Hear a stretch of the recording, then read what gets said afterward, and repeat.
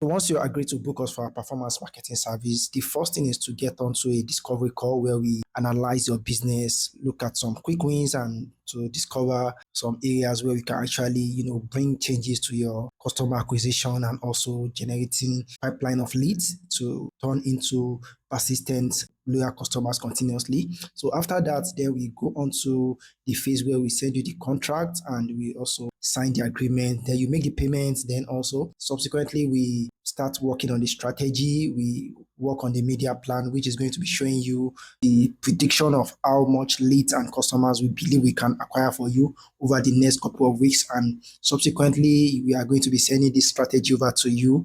We are going to be approving the strategy. If it aligns, if you have some changes, we get onto it and also make sure that we synchronize the strategy with you, with your business, and make sure that everything actually aligns well and you are satisfied with what you have. Then we go to the implementation phase. The implementation phase is the phase where we start working on implementing all these strategies that we have developed and also making sure that we give you continuous report to show you how things are working. Sometimes we have clients who want to see reports on weekly basis, bi-weekly basis, or monthly basis, depends on the agreement that we have.